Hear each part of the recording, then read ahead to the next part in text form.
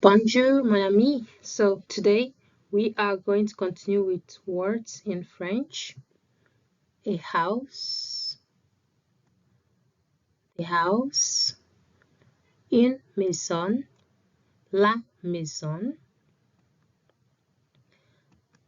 three houses, the houses, trois maisons, les maisons.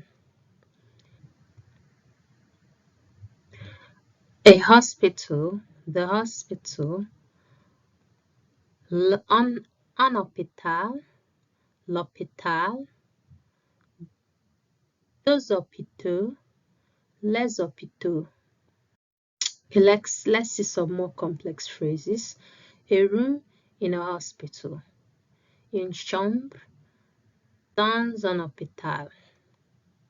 Une chambre dans un hôpital. Hospital beds. Lit d'hôpital.